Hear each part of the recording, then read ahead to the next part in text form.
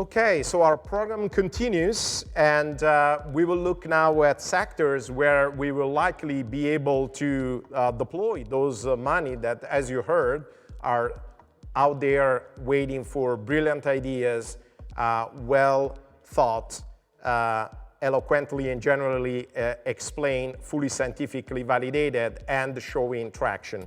I want to take on the traction for a second because that's very important. The crisis has been able to demonstrate that things are possible and that a number of solutions actually work.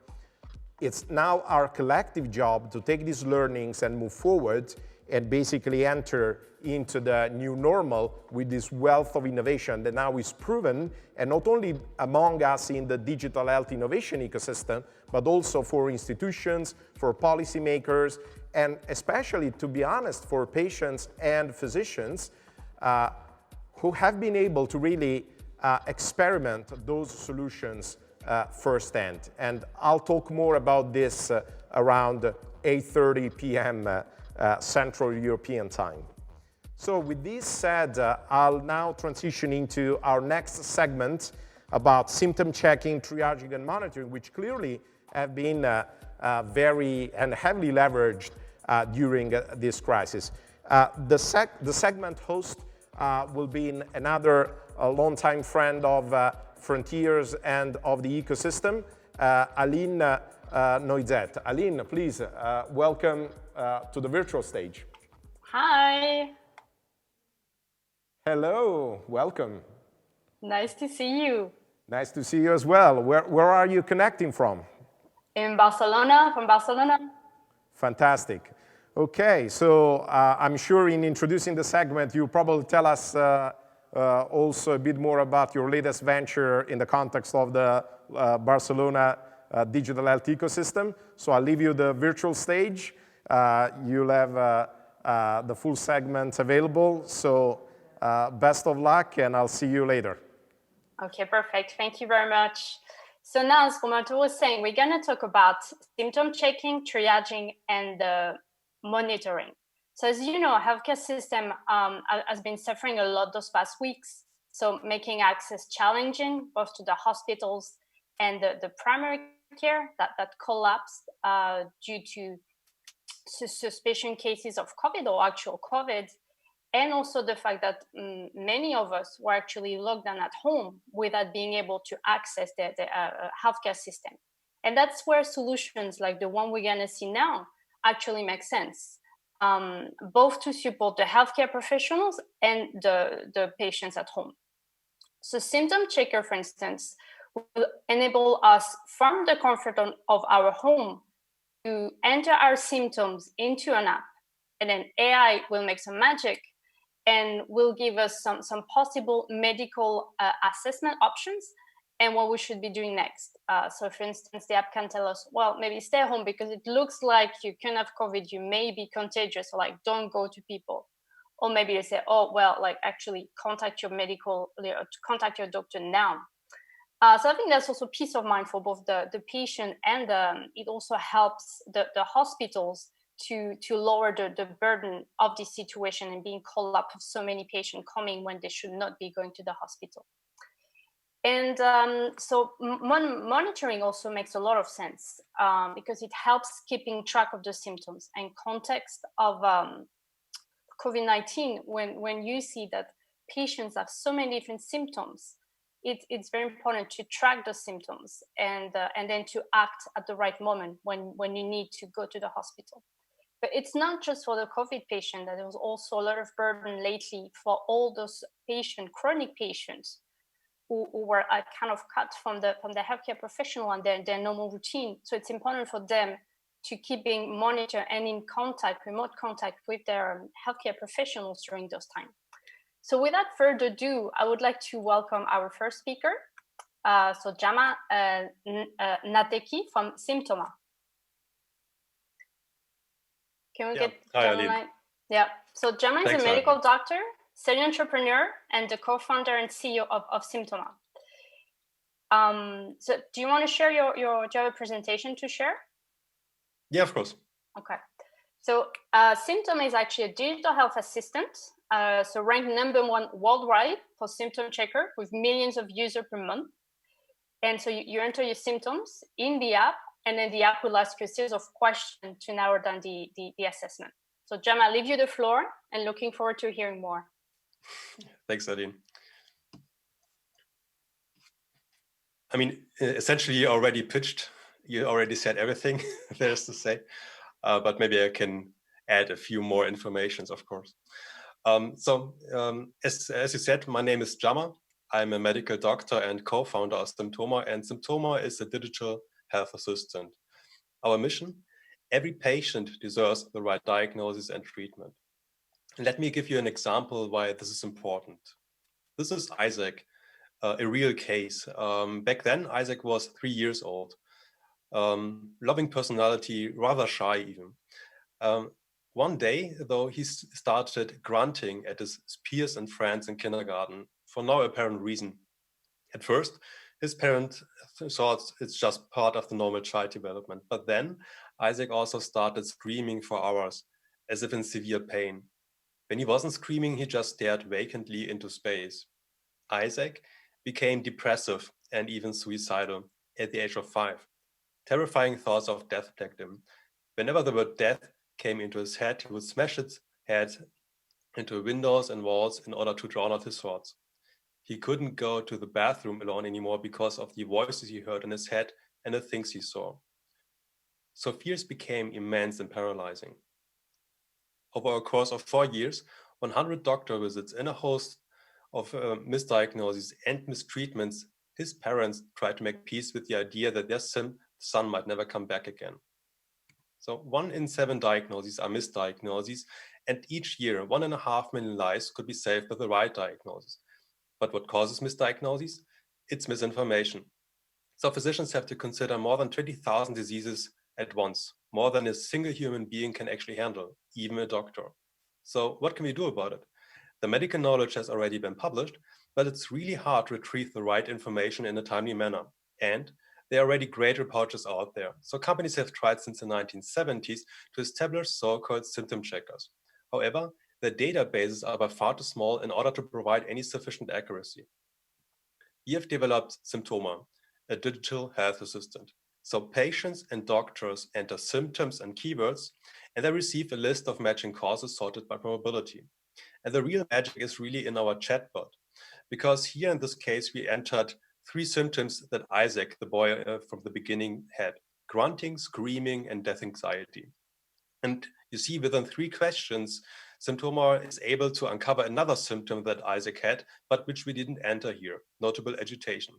It's not only working for those beautiful worded symptoms, but also with free text. So I have to frequently urinate, and it's asked me for painful urination. You can even enter something like, which is not a symptom, undercooked eggs. So just a keyword even is working. And why am I showing you this? Well, this is something that other symptom checkers cannot process because it's not a symptom. However, it can be relevant in the context of different diseases. And in this case, Symptoma is, for instance, asking for abdominal pain and nausea, and also correctly suggesting salmonella food poisoning as one of the possible diagnoses. It's even going farther than that. So our technicians always try to break the system. They are entering strange symptoms. So they also entered Elon Musk, the name of the Tesla founder, as a keyword. And really the Symptoma was then just asking about manic behavior. So probably also right. So this is the cursor of the full digital health assistant that we're building. So if you know the Star Trek series, we envision Symptoma to be the brain of this artificial doctor of the series, with the universal medical knowledge in its database and the capacity to actually connect the different data points and make a diagnostic reasoning. And our partners, and we have 63 partners worldwide, are our eyes, ears, and sensors, quite literally. So they are, for instance, processing ECG data and giving us the abnormal signs. And so we combine it with the symptoms and provide further reasoning. This is actually built on 14 years of research and development. And we have established the biggest disease database in the world with 20,000 conditions and billions of connections to symptoms, risk factors, and statistics. How we did it? We trained our artificial intelligence with millions of medical publications in 36 different languages, building up this database. Thus, Symptoma is the first and only viable solution on the market, apparently. So we have conducted a study based on the audit study designed by the Harvard University, comparing 24 different symptom checkers. And it is a study that has been peer-reviewed and made it on the cover of a Springer magazine. This is another study that one of the biggest pharma companies worldwide has conducted, comparing 107 symptom checkers worldwide. So the largest study I've heard of so far. The selection criteria were the diagnostic accuracy and also the operational nature, meaning that whether you can actually process the input of a patient in a way to make a diagnostic reasoning. And Symptoma was actually wowing and astonishing the advisory boards made of doctors and patients. Also for COVID, so we have our symptom checker also available for COVID, of course. It's one of more than 20,000 diseases that we can cover. But before we actually communicated it, we actually validated it. So based on more than 1,000 cases, we established the ground to validate the accuracy of Symptoma for COVID. So, and we found out a 96% accuracy rate. This has also been pre-printed and submitted to a major scientific journal for peer review. We have also another study that we are submitting right now.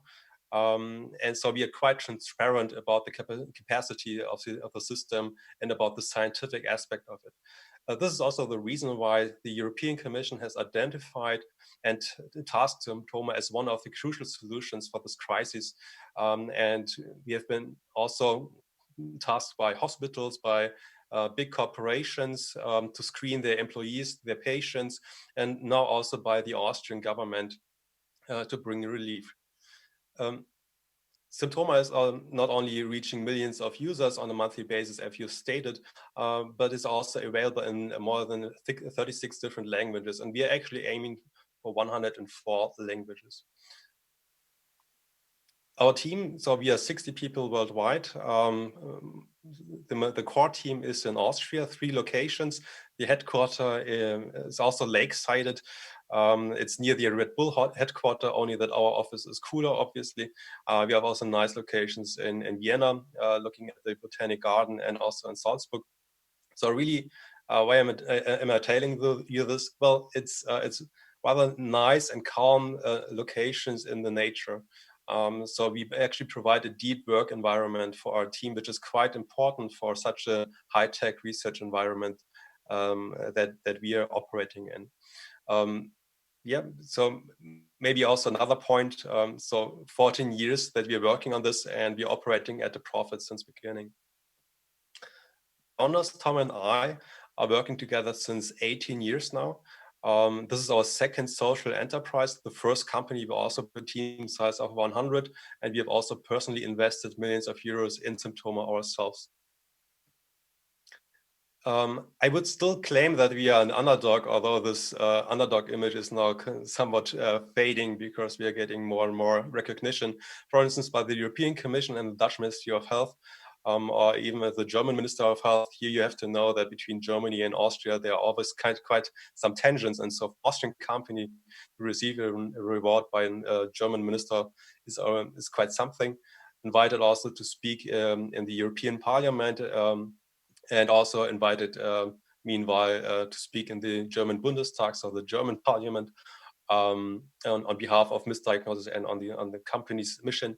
And got several TV appearances, and then finally, because the Austrian audience was always asking me about, well, nice that the other governments are actually awarding us so much, but how about the Austrian ones?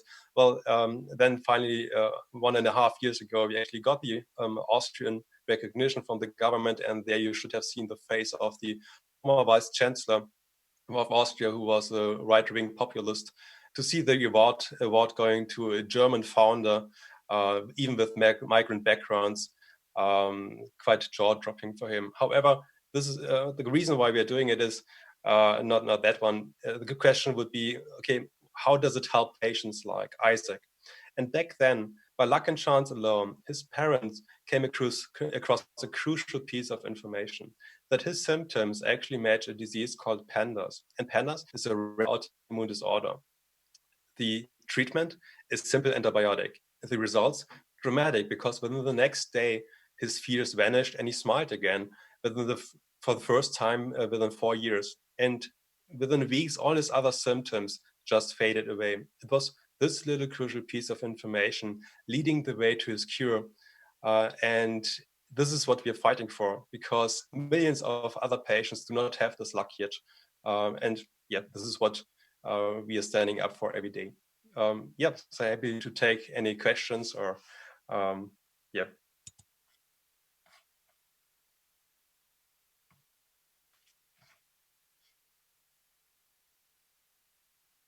Good. I think I can't hear you because you're muted yet.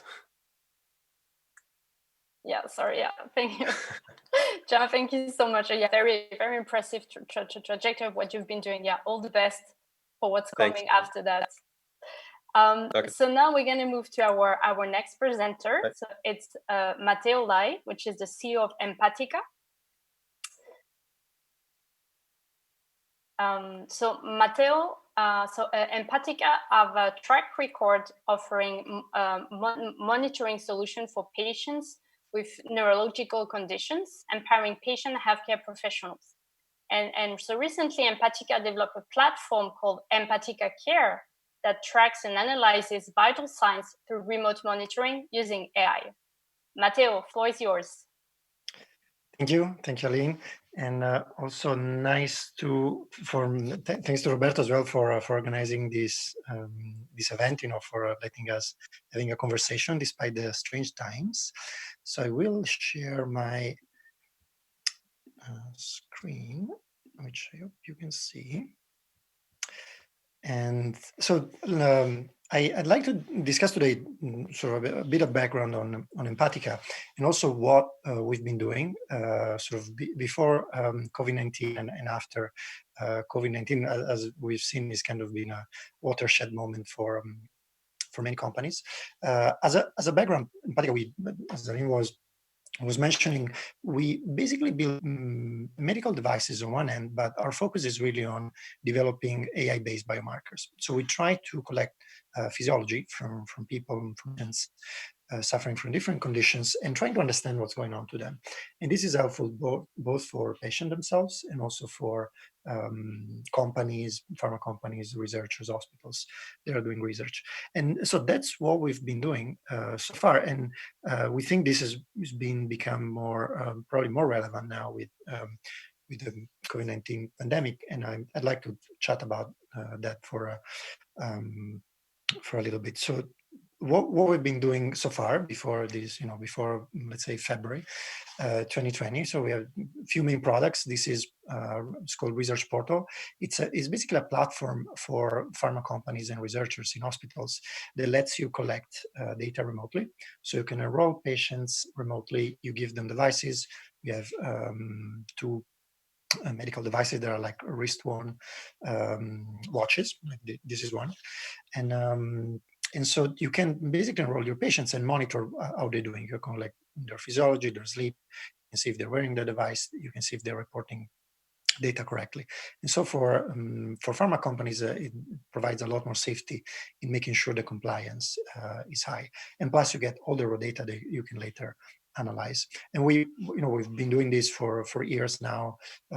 So to the top pharma companies, all the top hospitals, we collaborate in many different research projects that sort of span on a wide range of healthcare applications. Mostly, we're focused on neurology specifically, but we also provide beyond that. So that's one area that we're working on. The other one is a practical application of this idea about biomarkers that I was talking about. The device on the right side of your screen is the Embrace Watch, is a product that we developed a few years ago, and it's the first smartwatch to be approved by FDA in neurology. And what it does, it has a biomarker which detects seizures in real time to help patients alert their caregivers when they need it. And some of the seizures, especially when they happen at night, might be life-threatening. So if nobody is there to intervene, the patient is a high risk. So you can see, how collecting data and giving input to patients can be life critical. And we actually have worked on this. We have many thousands of patients for several years, and the product has been very helpful. You can see a sort of more direct application of how AI works in real life than just hearing about me talking about concepts. And so these are the two areas that Empathic has been spending a lot of energy on for the past year. And this was before the massive fail of healthcare that we had a few months ago. So even though we probably in a great position to help in this situation, even the products that we have that basically let you collect remote physiology suffer from this disruption in healthcare, because to give you a very practical example, pharma companies, they can monitor patients remotely very easily, but if they're able to recruit patients because they cannot go to the hospital, then they're in trouble in the success of the study. So a lot of them have been scrambling really to try to organize the first stage of the trial. Although there's technologies to remote patients safely, they have to reach them to begin with.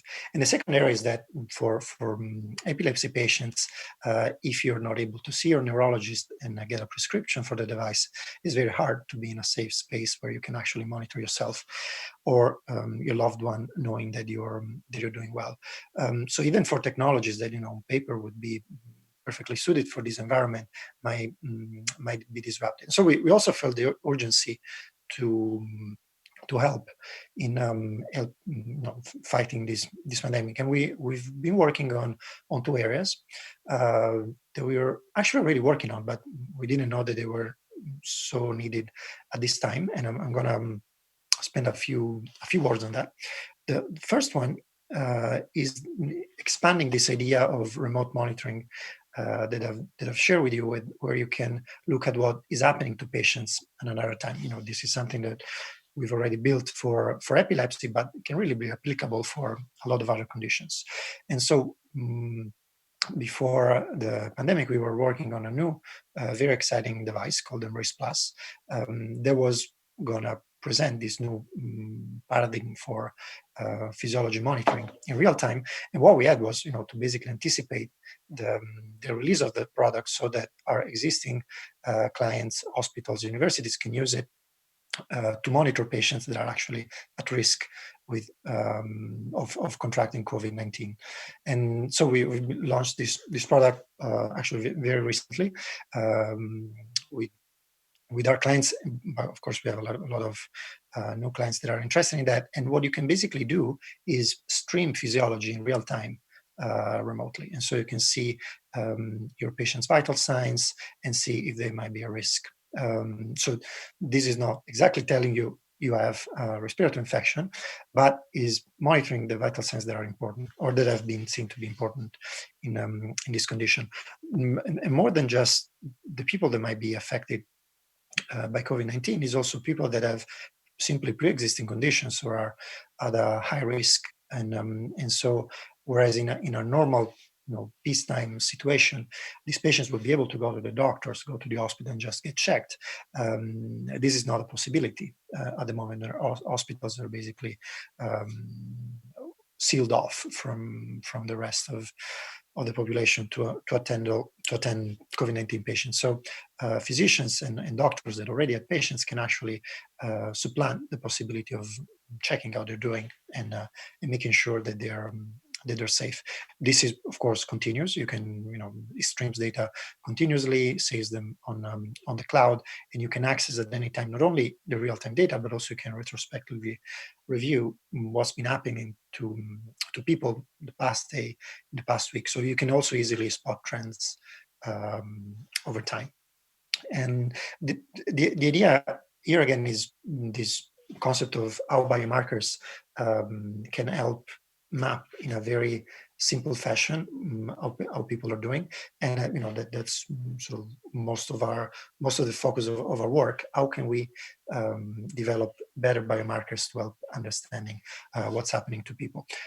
So this is what the platform offers today, although the idea is not only for Empatica to use this, but also for other companies to use it. And, we especially in a time where a lot of telemedicine is happening and a lot of visits are happening online, patients talking to the doctors over WhatsApp or FaceTime. You need a layer of understanding what's going on to people's life on a daily basis. So this is also used as a platform for other people to build other applications, so they can take these biomarkers as ingredients because they might be helpful to track other conditions. So as a company, we don't have the the kind of delusion that we're going to do the best biomarkers for any possible application, but we basically provide tools for doctors do a better job, patients feel safer, and also for other companies, other digital health companies, to build on top of this and improve their products as well. And just on a last point, because this is a very exciting project, an example of more experimental biomarkers that we've been doing is related to a project that we started in 2018. This was a DARPA-funded and HHS with the DRIVE initiative funding it was a very experimental project. If I talk about this now, it feels like kind of weird to talk about it, but the idea of HHS and DARPA was, how can we use wearables and all these vital signs collecting to try to predict risk of infections before symptoms arise? And so before people feel they have fever, or they might be feeling muscle pain or weakness, and can we help fighting the next epidemic and maybe avoid the next epidemic before it happens? As you know, that was not the case, unfortunately.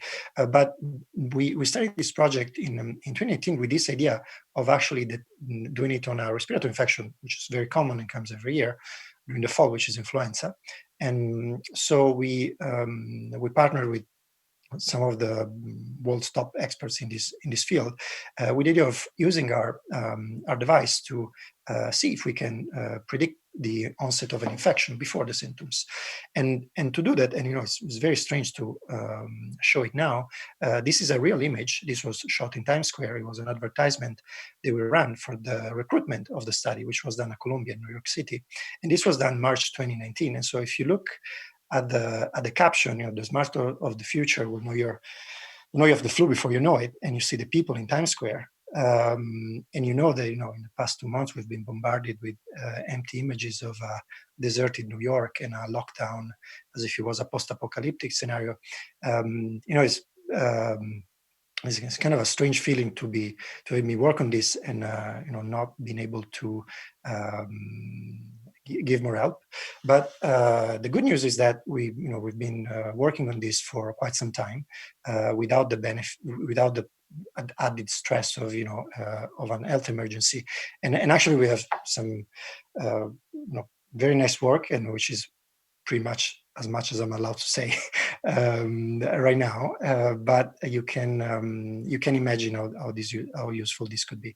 So we hope that we were able to say more about this soon.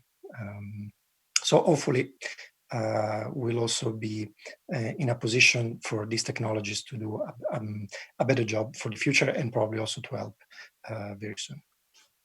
Thank you very much. Thank you, Matteo. That was very great. And I've been knowing you for many years, and I'm very glad to see that you actually evolved your solution to the actual situation and to serve the patients, right? It's really great. I'm also, very much looking forward to hearing from that project that you mentioned when you're able to tell us a bit more. So hope we talk soon about that. I hope as soon as possible, honestly, but it's not in my control right now. Well, thank you very much, Matteo. Speak to you very soon. Thanks. So now we're going to talk with our third speaker. So it's Piotr Oczawkowski, who is the CEO of Infermetica. Hello, everyone. Infermetica is Hi, Piotr.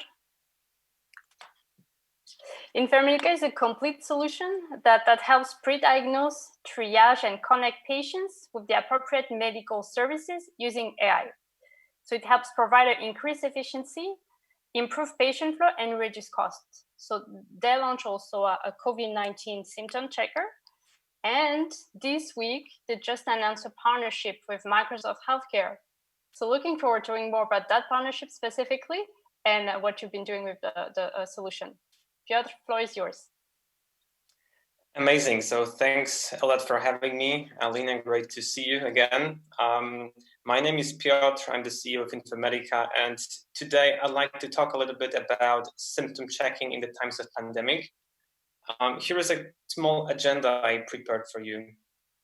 Very briefly, I'd like to touch on our company, but mostly I'd like to focus on what we've actually managed to learn so far during this COVID-19 crisis.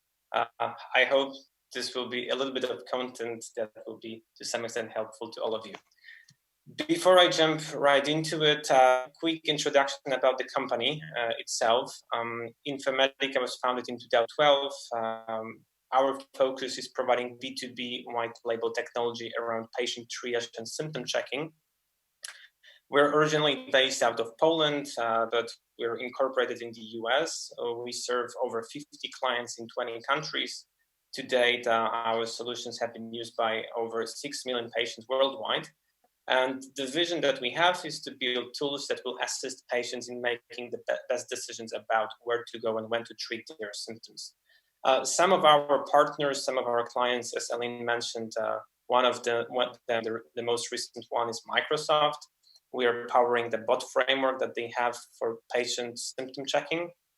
But we also work with health insurance companies, for instance, Allianz, Unipol, Medish, so several European health systems you might be familiar with.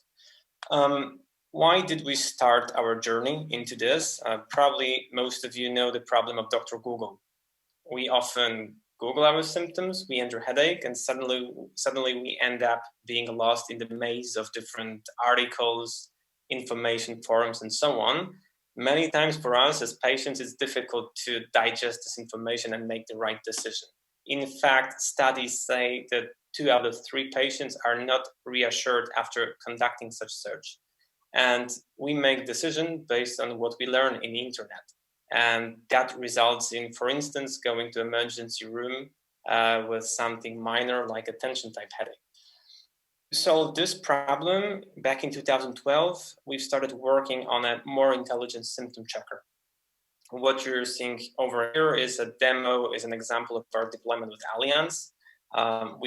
So if you are a customer of Allianz, you can launch their mobile app, and inside of it, you can find Informatica and our rebranded symptom checker. Let's say you've got a patient with earache or maybe some decreased hearing. You can put that into the symptom checker. What happens next is that our reasoning engine will ask you follow-up questions. It's important to say that Informatica is not a simple rule-based system. It's not a fixed decision tree, but in reality, there's a very broad probabilistic network which thinks about the most relevant questions to ask next. Our goal is to imitate the process of real Q&A with a physician. And after 10 to 15 questions, we want to show you a result page. On this result page, you can find the tree information. So for example, how acute this particular situation is, what are the most likely conditions. In general, this is about what all symptom checkers do. Looking at the data and studies we performed with our health systems and insurance clients, we know that out of 100 people with symptoms, if you invite them to a well-designed triage, it turns out that they can actually change the decision. It turns out that about 30 of such patients can be treated at home. They can be classified as self-care. 58%, yes, they should see a doctor. Only 12% have symptoms that might be more severe and indeed might be indicative of some emergency situations. And the focus for our company is to create such tools for patients so they can navigate to the best point of care. three main stakeholders. We are assisting patients, health professionals, and health systems and payers. Everything we do is around B2B partnerships. We believe that healthcare is all about partnerships. And one of the most recent ones that we have, as Aline, you said, it's our collaboration with Microsoft. And proud to say that we will be powering Microsoft HealthBot with this patient triage pre-screening logic in over 17 language versions. So that's for a short introduction about Informatica. I would like now to move in my presentation to the other part, which is more related to the current situation. I saw a quote recently. Unfortunately, I apologize. I don't know who was the original author of the quote, but I really like this. It says this: a pandemic is not the time to sell, it's the time to serve. And I think it's very important. And being digital health entrepreneurs, we should feel that kind of obligation to help as much as we can, given our limited resources probably, and to aid in this very sad situation we're all facing right now. So we took this advice to our hearts, and around in March, we started working on something we could contribute to patients' health. We decided to build another tool, another symptom checker based on our technology, which is a COVID-19 risk assessment tool. I know that there are several solutions like this already out there, but we really mobilized all our resources. We worked day and night for 3 weeks. And the result is an app which is very simple. An app which is quite simple to use and to integrate. That's something I want to show you quickly over here. You can interact in different ways. This is a web version. So after providing basic information about demographics, we ask you several questions about your risk factors, whether you're taking any immunosuppressive drugs, if you have chronic diseases. And of course, we want to ask you about symptoms. Let's say in this case, we have some cough, but it's not worsening rapidly, no problems breathing whatsoever. And we can also indicate that on top of it, we have some kind of sore throat. The standard question on whether we had any contact with COVID-19 confirmed patient. And that's pretty much it. You can get a triage recommendation saying that, okay, we should stay at home and monitor our symptoms. You can also access some customized local guidelines and read more about how to behave in this current situation. It's not magic, and that's exactly how we wanted it to be designed. Actually, there is not even any sort of AI behind our solution. It's just a very robust, simple decision tree, which in my opinion, it was a critical factor that helped us deploy this tool at a larger scale. Everything that we decided to do around COVID is fully compliant with WHO guidelines. There is no AI, there is no our own contribution. We really wanted to make sure we apply and comply to the worldwide standard, which is WHO. The tool we created in 32 languages. It's free to use completely. It's non-commercial. We invested a lot of time, a lot of money to make it available. As I would say, our contribution, very modest, but still our contribution to this crisis. There are several ways you can use to deploy this tool. One of the easiest ones is to simply go to our website, download a link that you can embed in whatever website or mobile application you have. There is also API, which allows you to integrate into your existing apps. So very straightforward means of and easy deployments. On top of that, the graph itself, the triage logic is open sourced. So everything we did here is for the benefit of others. And talking about the traction and results we saw after releasing such tool in early April or end of March. So far, we've got over 40 institutional users. Institutional users meaning organizations, health systems, payers, organizations that deployed that tool. Some of them are, for example, Cigna worldwide insurance company. They provided it, for instance, to a European Space Agency. We also work with Ministry of Health in Poland. To date, we've had over 500,000 of completed patient checkups. So quite a few people who actually used the tool. And if looking to triage outcomes, there are like several interesting things we can learn. For example, 50% of people had absolutely no signs or no evidence of any contact with infectious disease. 28% did have some symptoms that might be worrisome and were recommended to stay at home. On top of it, 14%, which is interesting, did have quite alarming symptoms like shortness of breath, which according to WHO is enough to get some help. There are a few things else I want to show you. Aline, can I check with you how much time do I have left? Is it like 1 minute or two? Yeah, no, you can go. You've got a few minutes, yeah. Okay, excellent. So I was kind of speeding up a little bit, but if I have 2 minutes more, I'll be able to finish and conclude. So thinking about this whole very unfortunate situation and impact on many companies, in our case, finding this joint cause for all team members, all teams to build a new tool was actually quite helpful because we committed to building something new, especially while the whole company moved remotely. So it unified us as a company. Looking from purely marketing perspective, the COVID times did increase traffic on our, for example, homepage by 250%, 300% on our commercial API, and 50% on our like B2C symptom checker. So I can confirm that symptom checkers might be having time of some increased interest. This is at least what we see, also reflected in the number of leads that are reaching out to us, not only for COVID-19 technology, but our main offering as well. And finishing on this slide, I wanted to list three main things we learned so far. Hopefully, might be interesting for you. Maybe not, grand discoveries, but still, I want to say a few things. First is to solve a simple problem. Sometimes no AI is needed. If you want to comply with world standard, which is WHO and very simple criteria, we didn't have to employ sophisticated machine learning to make a viable and safe to use solution. This is one. Secondly, clearly there is increased need for automation in health systems. We saw increased demand from payers, from insurers, from hospitals.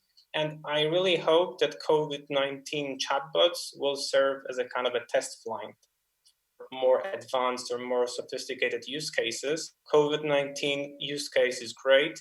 And I think that after using this one, many different systems will look at more apps, more digital health solutions to incorporate on a daily basis. And lastly, this is very connected to symptom checking. We all know that telemedicine finally took off. Some of the companies are reporting 2x, 3x growth in the number of teleconsultations. And as you know, triage and symptom checking is very connected to telemedicine because you can use such tools, for example, to qualify patients to certain services like a teleconsultation.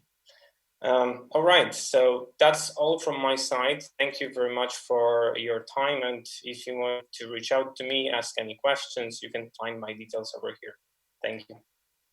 Piotr, that was great. Thank you very much. And I really like the quote, and I completely agree with you. That's something beautiful we've seen those past weeks, months, like people collaborating and really offering the services for the good of the people and on a global level as well. And you were mentioning like the solution triage being used by the healthcare professionals. How's been the reaction like those past weeks? You mean in terms of healthcare professionals? Using the triage and symptom checker. Right now, we're mainly focused on patient side, to be honest. So I don't have any direct feedback from physicians apart from ones who are like evaluating or validating our solutions. So we're still more on the patient side. Okay. I was like just asking you because I was talking to my doctor here in Barcelona last week. and he was actually pushing for triage to be implemented in his hospital, seeing the value, because you can collect some information about the patients, and and I think it's very interesting also what you're saying, that AI, it's not always necessary when you implement a solution like that. Yeah. So maybe one last sentence from my side. If that was like more sophisticated solution, time to deploy would be much longer, and then you would not be able to convince like the government institution to deploy it if, for example, they cannot review the guidelines. I'm not saying this is a final solution, but as an MVP and referring to the worldwide standard, which is WHO, this is what we need, in my opinion. The symptoms are also evolving, right? Like as long as the weeks are going, so you have to adapt your solution every time. Exactly. So we have a team of doctors who are continuously reviewing the diagram, and they're updating the rules. They're updating the decision tree. Each time WHO releases an update of criteria. Okay. And so what's next for you in the coming month? Yeah, many things are happening. We're very focused on some client deployments. We're intensifying our hiring in US as well. We have some news on the fundraising front. So time was pretty hectic this past few months, but now we're in a hiring mode. So if any of you is searching for a new company to join, it would be my privilege to speak with you. And we are also launching some new initiatives, for example, pediatric symptom checker, which will be a major addition to what we have right now. Very nice. So for the parents to use for the kids, yeah? Exactly. Okay. Well, Piotr, it was a pleasure to have you here. Thank you very much, and all the best with all those new projects you are launching, and very soon. Thank you very much. Thank you, Piotr, also from my side. And Aline, let's stay together for a few more words. So how has been this first experience of an entirely virtualized Frontiers conference, just like your initial feeling? I love it. I love seeing me now on your TV screen. And I love that it's like a partly physical, partly live. And also, I really feel like I receive so many messages now on my phone, like people watching from home and sending me hi. And I think, it really fills me with love, Feel like my digital health family is here, even if we don't see each other. So it's really, really great. Great. We are all learning this together. And most of the team, we have been always dealing with virtual events. And as many things scaled, also that side of our business at Healthware has really been booming, over the past few weeks, as you can imagine. So this is a specific type of event, which is basically a large-scale virtual and mixed reality conference. And we exceeded over 3,000 participants. And we also got some comments. There's a lot of interactions going on. Some comments were asking about participants on specific platforms. This is multicasted on a number of different platforms, multiple websites. So we are gathering this real-time analytics from various sources. Tell me, Alina, what's the situation in Barcelona right now? What you see moving forward? I didn't ask you in the beginning, so I'm really curious to know what's the status right now there, 22nd of May? So it's much better. We're still in phase 0.5, so we're still in lockdown, so we can go out in the morning and in the afternoon. I think on Monday we're gonna go phase 1, so a bit more freedom to go out during the day. And I spoke to some friends of mine who work at hospital like yesterday. And they're like very, very positive conversation. Like they said that they have hardly any more COVID cases in hospital, maybe 5 out of 200 that they had in the past. And like the call from people, they're mainly like normal, back to normal, not so many COVID. So it's really good. Feels really, really good to hear that, because it was quite bad here. Yeah. Yeah, Spain has probably been as bad as Italy in many cases on a, say, comparable type of country, geography speaking and population-wise. And of course, nobody knows if this is gone away or if this will come back in other peaks. What I think is super important is that everything that we learned and experimented during this phase as a digital health ecosystem really be considered. I heard a few things on the different presentations, such as the need to offer wide access, largely free, to those solutions. I think this is something that during the mapping that we have done that I showed in the beginning as a preview, as I said, we'll release this map on Monday next week. Largely, many of these solutions have been deployed for free access to both doctors or patients, depending on how they were or which group they were targeting. I think it will be especially important once we will move out of this phase, that institutions, payers at different levels will basically assess those that really work, that got traction, and we help them to become sustainable, because it will be foolish if this comes back to make ourselves not ready as it happened last time.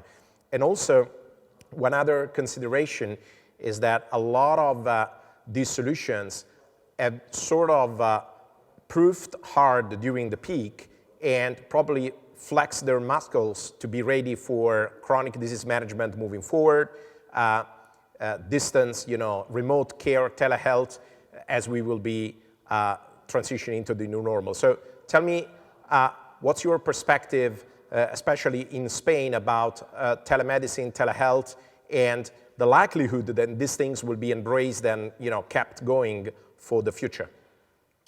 Well, I think it's here to stay. People have tried it, and healthcare professionals have tried it those past weeks, and I think many are going to stay with it. It's not for everything. One of the challenge here in Spain is that it's used in the private system, but not so much yet in the public system, because it's not part of it, as it is the case in France and Germany, for instance. So the challenge is now, that's what we're working on a study at the moment, Barcelona Health Hub, to push the regulation legislation and to include telemedicine as part of the public healthcare system. So patients can have a choice. They can either go and see their doctor physically, or they can have a video consultation or teleconsultation, and this is part of the service that gets. But it will stay for me. Yeah, it's here to stay. Yeah, no, that's her hope. And also, we've been working on a lot of different projects also, which is new to us, relatively speaking, at healthcare with institutions in different geographies to advise about preparedness, moving forward. So that has been quite interesting. And the kind of discussion we are having, I think, are telling us a couple of things. There's surely interest to leverage what has been tested to move forward and be more prepared, and especially to adopt this on integration between territory and hospitals, be more equipped to handle chronic disease management and in this kind of care settings. At the same time, it's all new to them. So the concepts that we are familiar with of startups, where they are in the funding journey, the sustainability of these models, there's a lot of education that needs to be done at the institutional level as well. And I think part of what we will have to do as a digital health ecosystem is also this. So I believe the content that we are producing today will also be conducive to this kind of conversation. We have 1 minute left. Tell me real quick, do you have signs specifically, either from Madrid or Barcelona institutions, public administration, that this wealth of solutions will be really taken seriously in the healthcare planning moving forward? Yeah, I think so. Yeah. Like here, some of the hospitals are very, Well, actually, the public system already here in Catalonia, they already implemented like video consultation. Like a month ago, there was a pilot, and then 2 weeks ago, it went to different platforms. So yes, it is happening here in Catalonia, and I think in Madrid it should follow. Fantastic. Yeah. Thank you, Aline. So let's hope really that this will be the place. We need the startups to be able to collect actual revenues, to thrive, to scale, and to keep servicing so brilliantly the patient and physicians community. Thank you very much, Aline. We will see you again sooner rather than later. And as I said to Mark, in worst case, we will keep going virtual till we'll rejoin in person. Thank you so much, and see you soon. Thank you. It was a pleasure to see you. See you soon in person. Bye. Bye.